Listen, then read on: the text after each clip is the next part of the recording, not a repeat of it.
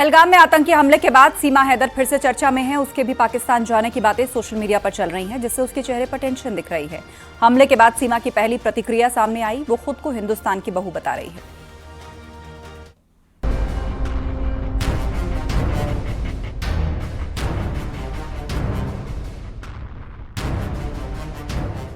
जिस तरह से पाकिस्तानी नागरिक भारत छोड़ रहे हैं, उससे सीमा हैदर भी टेंशन में हैं। सोशल मीडिया पर उसके बारे में तमाम तरह की चर्चाएं हो रही हैं, जिसमें उसके पाकिस्तान जाने की बातें हो रही है, क्योंकि उसे अभी तक भारतीय नागरिकता नहीं मिली है। वो 2 साल पहले भारत में अवैध रूप से दाखिल हुई थी। लेकिन लगातार पहलगाम अटैक के बाद जहां पूरे देश भर में नाराजगी है, वहीं सीमा की चुप्पी पर लगातार सवाल खड़े हो रहे थे। हालांकि घटना से 72 घंटे बाद अब सीमा ने अपनी चुप्पी तोड़ी है और प्रधानमंत्री नरेंद्र मोदी और उत्तर प्रदेश के सीएम योगी आदित्यनाथ से अपील की है कि उन्हें भारत में रहने दिया जाए। पहलगाम में कायराना आतंकी हमले के बाद भारत और पाकिस्तान के बीच तनाव बढ़ा हुआ है। इसका असर सीमा हैदर पर भी पड़ा है। सीमा काफी घबराई हुई है। पाकिस्तान जाने की बात पर उसकी पहली प्रतिक्रिया सामने आई है। मैं पाकिस्तान नहीं जाना चाहता सर। क्या गुहार लगाएंगे अब मोदी जी से? मैं यही गुहार लगाऊंगी मोदी जी और योगी जी से। मैं इनकी शरण में हूँ, मैं इनकी अमानत हूँ। बेटी पाकिस्तान की थी, बहू भारत की हूँ, मुझे यहाँ रहने दिया जाए। हमारे साथ सीमा के चेहरे पर खौफ साफ दिखाई दे रहा है। वो सरकार से अपील कर रही है कि उसे यहीं रहने दिया जाए। सीमा हैदर अपने 4 बच्चों के साथ पाकिस्तान से भारत आई थी। यहाँ आकर उसने अपने प्रेमी सचिन मीणा से शादी रचाई और अब उसके घर एक और बच्ची का जन्म हुआ है। वो कई मौकों पर अपने वीडियो जारी करती रहती है। पहलगाम आतंकी हमले के बाद इस वक्त भारत में हर कोई आक्रोश में है। आतंक को पालने पोसने वाले पाकिस्तान को कड़ा सबक सिखाने की मांग देश के कोने कोने से उठ रही है। पाकिस्तानियों के खिलाफ लोग गुस्सा जाहिर कर रहे हैं। ऐसे में सोशल मीडिया पर सीमा हैदर कुछ लोगों के निशाने पर आ गई हैं, जो उसे पाकिस्तान भेजने की बात भी कह रहे हैं। सीमा खुद को सनातनी और भारत की बहू बताती हैं। हालांकि सीमा हैदर ने भारतीय नागरिकता के लिए आवेदन काफी वक्त से किया हुआ है, लेकिन अभी तक उस पर फैसला नहीं हुआ है। वहीं अवैध प्रवास को लेकर उसके खिलाफ कोर्ट में मामला विचाराधीन है। साथ ही आपको बता दें, सूत्र यह भी बताते हैं कि सीमा हैदर की सुरक्षा बढ़ाई गई है, यानी वहां पे अब निगरानी रखी जा रही है लोकल यूनिट की तरफ से। इसके अलावा गौतम बुद्ध नगर पुलिस कमिश्नरेट ने जो वहां पर कांस्टेबल की तैनाती थी, उनकी संख्या में भी बढ़ोतरी की है, ऐसे हमारे सोर्सेज बताते हैं। कहना है कि वह गृह मंत्रालय और साथ ही जो एजेंसीज हैं, इंटरनल एजेंसीज, उनसे लगातार टच में है। चाहे फिर ATS की बात हो या IB की बात हो, वो लगातार टच में है और जो तमाम डॉक्यूमेंट्स हैं वो भी उनको दिए जा रहे हैं और सीमा यहाँ पर रह रही है, इसके बारे में उनको तमाम जो जानकारी चाहिए वो पूरी तरीके से जांच में सहयोग भी कर रहे हैं। रबुपुरे थाने में मुकदमा लिखा गया था साल 2023 के 7वें महीने में और उसके बाद से ये जांच अभी जारी है। सीमा पर क्या फैसला होगा, इस पर कुछ नहीं कहा जा सकता, लेकिन आतंकी हमले के बाद उसकी धड़कनें बढ़ी हुई जरूर हैं। ग्रेटर नोएडा से न्यूज़ 18 के लिए हिमांशु शुक्ला की रिपोर्ट।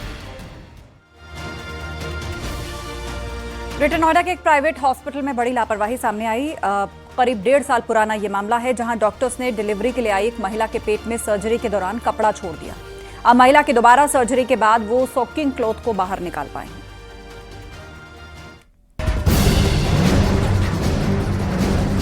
अस्पताल में बड़ी लापरवाही, महिला की पेट में छोड़ दिया कपड़ा। मरीज अस्पताल इलाज कराने जाता है, ये सोचकर कि प्राइवेट अस्पताल में पैसे ज्यादा खर्च कर अच्छा ट्रीटमेंट मिल जाएगा, लेकिन अगर उसकी जान से ही खिलवाड़ हो जाए तो वो किस पर भरोसा करे। ग्रेटर नोएडा के एक प्राइवेट अस्पताल से बेहद ही चौंकाने वाली घटना सामने आई है, जिसमें लापरवाही चरम पर दिखी। मामला करीब 1.5 साल पहले का है। एक महिला को डिलीवरी के लिए अस्पताल लाया गया था। बच्चा सिजेरियन हुआ था। उसके बाद अस्पताल से छुट्टी दे दी गई, लेकिन कुछ दिनों बाद महिला के पेट में दर्द उठने लगा, जो समय बीतने के साथ साथ बढ़ता ही जा रहा था। परिजनों का कहना है कि कई बार अस्पताल जाकर पेट दर्द की शिकायत की गई, लेकिन डॉक्टर पेन किलर देकर घर भेज देते थे और इस तरह 1.5 साल बीत गए। महिला पेट दर्द से परेशान रही। इसके बाद उसे ग्रेटर नोएडा के दूसरे अस्पताल ले जाया गया। जांच के बाद डॉक्टरों ने पेट में सर्जरी करने की सलाह दी। परिजन भी मान गए क्योंकि पेट दर्द असहनीय हो चुका था। सर्जरी के दौरान डॉक्टरों ने महिला के पेट से करीब आधा मीटर लंबा सोकिंग क्लॉथ निकाला। ये वही कपड़ा था जो डिलीवरी के समय डॉक्टरों ने पेट में छोड़ दिया था। वहीं मामला उजागर होने के बाद महिला के परिजनों ने हॉस्पिटल और डॉक्टरों के खिलाफ शिकायत दर्ज कराई। कि पहले जो ऑपरेशन हुआ था उसमें उन्होंने कोई जो स्वाब है यानी जिससे सोखते हैं कपड़ा वो उसमें छोड़ा है, इस तरह की शिकायत उन्होंने की है, जिसके लिए यहाँ से जांच कमेटी गठित कर दी गई है और वो इसकी जांच करके अपनी रिपोर्ट देगी। अगर महिला की समय पर सर्जरी नहीं होती तो उसकी जान को भी खतरा हो सकता था। अब ऐसी लापरवाही होगी तो मरीज किस पर भरोसा करेंगे? ग्रेटर नोएडा से न्यूज़ 18 के लिए हिमांशु शुक्ला की रिपोर्ट। सहारनपुर के देवबंद में पटाखा फैक्ट्री में जबरदस्त धमाका हो गया। हादसे में 3 लोगों की दर्दनाक मौत हो गई। गुस्साए लोगों ने हाईवे पर शव को रखकर जाम लगाया। वहीं नोएडा की एक फैक्ट्री का स्टीम बॉयलर फटने से हादसा हुआ, जिसमें 19 मजदूर घायल हो गए।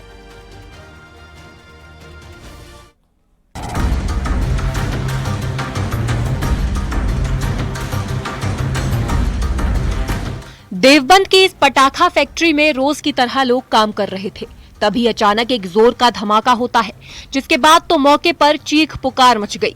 धमाका इतना जबरदस्त था कि इमारत पलक झपकते ही धराशायी हो गई। बिखरी हुई ईंटें गवाही दे रही हैं कि मंजर कितना भयंकर रहा होगा। जिसको मौका मिला वो अपनी जान बचाकर फैक्ट्री से भागा, लेकिन कुछ लोग इसकी चपेट में आ गए। चश्मदीदों के मुताबिक विस्फोट इतना भयानक था कि इसकी गूंज करीब 2 किलोमीटर तक सुनाई पड़ी। स्थानीय लोग फैक्ट्री की तरफ भागे भागे पहुंचे। वहां जो देखा उससे पैरों तले जमीन खिसक गई। घटना की जानकारी मिलने पर पुलिस और फॉरेंसिक टीम मौके पर पहुंची। पुलिस ने फैक्ट्री के मालिक समेत 3 लोगों को हिरासत में लिया। अभी 3 की सूचना है, जो हमारे पास अभी अपडेटेड सूचना है उसके बाद। घायल भी है कोई? नहीं, घायल कोई ऐसी हल्की फुल्की चोट है 1-2 लोगों के, बस ऐसा कोई मेजर कोई घायल नहीं। ये फैक्ट्री जो है क्या इसका लाइसेंस था और किस तरह से? जो प्राथमिक सूचना है उसके हिसाब से इस लाइसेंस, इस फैक्ट्री का लाइसेंस था। क्या कुछ बन रहा था इसके अंदर? इस फैक्ट्री के अंतर्गत पटाखों के लिए लाइसेंस मिला हुआ था। बाकी वास्तविकता में उनके द्वारा क्या किस प्रकार के पटाखों का निर्माण किया जा रहा था वो फोरेंसिक की टीम और इन्वेस्टिगेशन के बाद हम लोग बता पाएंगे। देवबंद थाना इलाके के निहाल खेड़ी रोड की ये घटना है। इस घटना से लोग काफी आक्रोशित हो गए। हादसे में मारे गए शख्स के शव को सड़क पर रखकर जाम लगा दिया। हाईवे पर गाड़ियों की लंबी कतार लग गई। पुलिस की टीम लोगों को समझाने की कोशिश करती रही, लेकिन लोग मानने को तैयार नहीं हुए। काफी मशक्कत के बाद ग्रामीणों को समझाकर जाम खुलवाया गया। फिलहाल प्रशासन जांच पड़ताल में जुटा है। वहीं नोएडा की एक फैक्ट्री का स्टीम बॉयलर फटने से हादसा हो गया। हादसे में 19 मजदूर घायल हो गए। सभी घायलों को निजी अस्पताल में भर्ती कराया गया। हादसा थाना सेक्टर 63 क्षेत्र की एक निजी फैक्ट्री में हुआ। जब बॉयलर फटा तो कंपनी की बिल्डिंग में लगे शीशे तक टूट गए। चश्मदीदों के मुताबिक धमाके से पूरा इलाका दहल गया। सूचना मिलने पर पुलिस की टीम भी मौके पर पहुंची। फिलहाल मामले की जांच की जा रही है। Bureau report, news 18। अयोध्या में श्री राम मंदिर का निर्माण लगभग पूरा हो चुका है। मुख्य मंदिर के अलावा सप्त ऋषियों के मंदिर और परकोटे में कुल 18 मंदिर और बनाए जा रहे हैं। इनमें लक्ष्मण और भगवान शिव का मंदिर भी शामिल है। राम दरबार की मूर्ति के साथ परकोटे के मंदिरों की मूर्तियां भी अब राम मंदिर के परिसर में पहुंच चुकी हैं।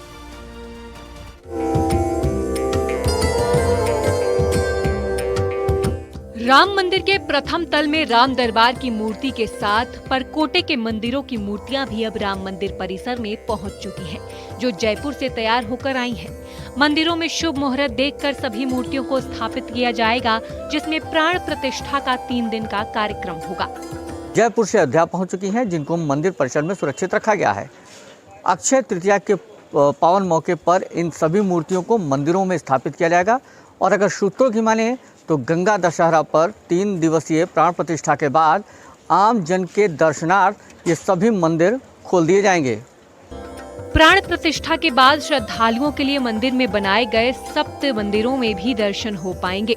राम मंदिर की स्थापना पिछले साल जनवरी में हुई थी, तभी से यहाँ बड़ी संख्या में श्रद्धालु पहुँच रहे हैं। मूर्तियों की स्थापना के लिए ज्योतिष आचार्यों की राय भी ली गई थी। परकोटे में 6 मंदिर बनेंगे। हनुमान जी, गणेश जी, सूर्य भगवान, भगवती और माता अन्नपूर्णा, इनकी प्रतिमाएं जयपुर से तैयार होकर आ गई हैं। शिवलिंग नर्मदा से आ चुका है। अब उचित समय पर अच्छे नक्षत्रों में परकोटा के स्थानों पर इनकी स्थापना की जाएगी। प्रतिमाओं की प्राण प्रतिष्ठा का कार्यक्रम विधि विधान से होगा। ट्रस्ट इसे लेकर योजना बना चुका है।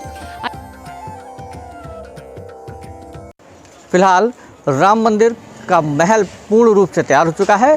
शिखर के ऊपर अब ध्वज दंड लगाए जाने की जो कवायदें हैं वो शुरू कर दी गई हैं और इसी के साथ ये माना जा रहा है कि गंगा दशहरा तक मंदिर में रामलला के साथ सप्त मंदिर, परकोटे के मंदिर और राम दरबार के भी दर्शन शुरू कर दिए जाएंगे।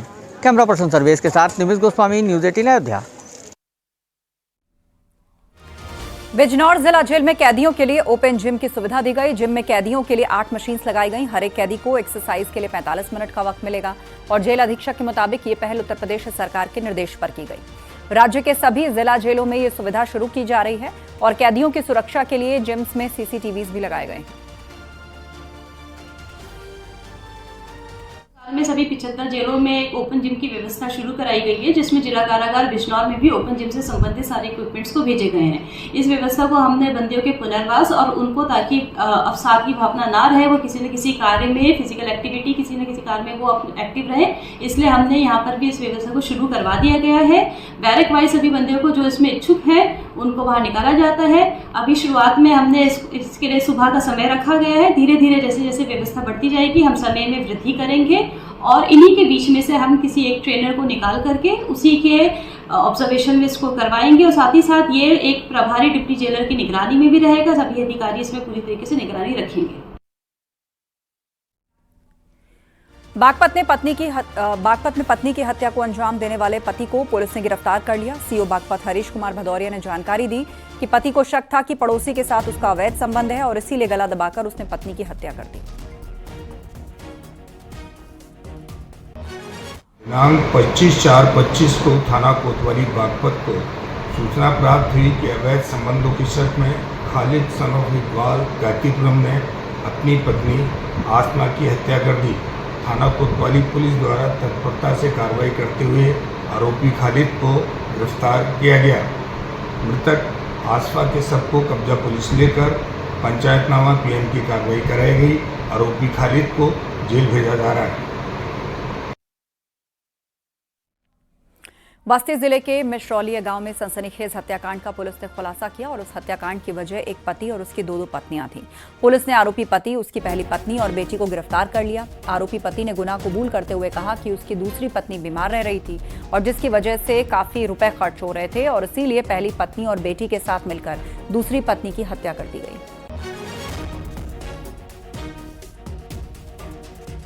हत्या का मूल कारण चूंकि नौहर चौधरी के द्वारा 2 शादियां की गई थी और पहली पत्नी दूसरी पत्नी में खर्चे को लेकर आपसी मनमुटाव, इन बातों को लेकर एक जो पारिवारिक रंजिश का भाव होता है वो उत्पन्न था और इसको लेकर आए दिन विवाद भी होता था। इस बात की जानकारी भी पूछताछ में सामने आई। मैनपुरी लूटकांड में पुलिस ने बड़ी कार्रवाई करते हुए खुलासा किया। 40 से ज्यादा घटनाओं को अंजाम देने वाले रामबाबू को गिरफ्तार किया गया। शातिर रामबाबू भातू और हाबुड़ा गैंग का सरगना है और पीडब्ल्यूडी ठेकेदारी से लूटपाट मामले में उसकी गिरफ्तारी हुई है। लूटपाट में शामिल 2 अन्य लोगों की तलाश जारी है। 40 से ज्यादा घटनाओं को अंजाम दे चुका है जिसकी गिरफ्तारी पुलिस ने की है। मैनपुरी में पुलिस को ये बड़ी सफलता मिली है। लुटेरा गैंग का सरगना रामबाबू गिरफ्तार हो गया।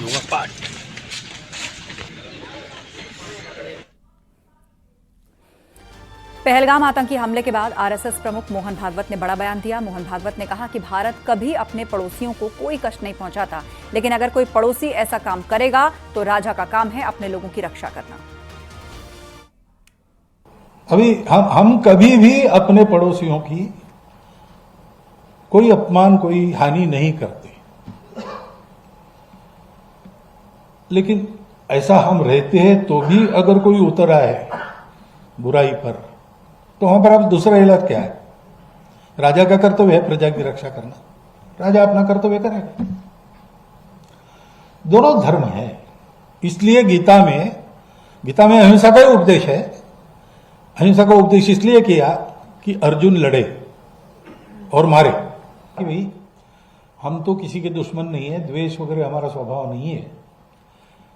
तो रावण का भी जो वध हुआ वो रावण के अकल्याण के लिए नहीं हुआ, कल्याण के लिए हुआ। जब ये सिद्ध हुआ कि शिवभक्त रावण है, वेद ज्ञाता रावण है, उत्तम गवर्नेंस करने वाला रावण है, सब प्रकार का उसके पास अच्छा आदमी बनने के लिए जो जो चाहिए वो सब है, लेकिन उसने जिस शरीर और मन बुद्धि का स्वीकार किया है वो ऐसा है कि वो इस अच्छाई को उसके अंदर आने नहीं देगा, और कुछ भी करो उसमें अच्छाई भर नहीं सकते। अब उसको अच्छा बनना है तो एक ही उपाय है, उस शरीर मन बुद्धि को समाप्त करके वो दूसरे शरीर और मन बुद्धि को लेकर आ जाए। तो भगवान ने उसका संहार किया। अब उस संहार को हिंसा नहीं कहते, वो अहिंसा ही है। वाराणसी में गर्मी ने लोगों को बेहाल कर दिया। शुक्रवार के बाद शनिवार को भी पारा 44 डिग्री सेल्सियस तक पहुंचा। यह सामान्य से 4.3 डिग्री ऊपर है। और मौसम विभाग की माने तो राहत भरी खबर भी कुछ मिली है। अगले 2 दिनों तक बादल बारिश का येलो अलर्ट भी है। फिलहाल धूप में बाहर निकल रहे लोगों को परेशानियों का सामना करना पड़ रहा है। पारा 44 डिग्री के पार पहुंच गया है। हालात कैसे हैं ये एक आप महिला को, मैं यूं कहूँ माँ को देख लीजिए, ये 2 छाते लेकर चल रही हैं, एक अपने लिए एक बच्चे के लिए। बच्चा स्कूल से आने वाला है और घर पास में ही है, लेकिन घर पास में होने के बावजूद भी पास तक जाते में गर्मी लग जाएगी, और इसीलिए वो 2 छाते, कैप, मैम क्या क्या लिए हैं बच्चे के लिए? कैप है और उसके लिए ये। कितनी दूर पड़ता होगा यहाँ से घर? बस पास में ही। मतलब सोचिए कि मतलब 10 मीटर के लिए इतने इंतजाम करने पड़ रहे हैं। जी बिल्कुल बिल्कुल। 10 मीटर, मैडम का घर ये सामने है, 10 मीटर, और यहाँ बस कुछ देर में आने जा रही है, लेकिन उसके लिए आपको 2-2 छाते लेके चलना पड़ रहा है। अब आप आलन समझ लीजिए कि 44 डिग्री के पार मौसम है। आप ये देखिए, जो भी यहाँ पे खड़ा है मुंह ढक के खड़ा है, जो लोग निकल रहे हैं वो भी यहाँ पर आपको या तो पना पीते दिख रहे होंगे, बेल का शरबत या किसी तरीके से राहत लेते हुए यहाँ पर नजर आ रहे हैं। बाजार की बात कर लीजिए तो गर्मी ने बाजार का भी रूप बदल दिया है। ये पूरी दुकानें खाने पीने की दुकानें हुआ करती थी, लेकिन इस वक्त यहाँ पर आपको लाइन से सिर्फ जूस, नारियल पानी, पना, बेल के शरबत, इन्हीं की दुकानें दिखाई दे रही होंगी। सड़कों पर टेम्परेचर का टॉर्चर आपको सन्नाटे के रूप में, कर्फ्यू के रूप में दिखाई दे रहा होगा, और जो हवा राहत देती है वो हवा भी इस वक्त राहत नहीं दे रही, क्योंकि वो कम उसकी रफ्तार हुई है, 11 किलोमीटर प्रति घंटे की रफ्तार है। मौसम विभाग की माने तो रविवार से कुछ राहत मिलने की बहुत थोड़ी उम्मीद है, और वो राहत हल्की बूंदाबांदी के रूप में, धूल भरी आंधी के रूप में मिल सकती है। और वक्त एक ब्रेक का है, जल्द लौटेंगे।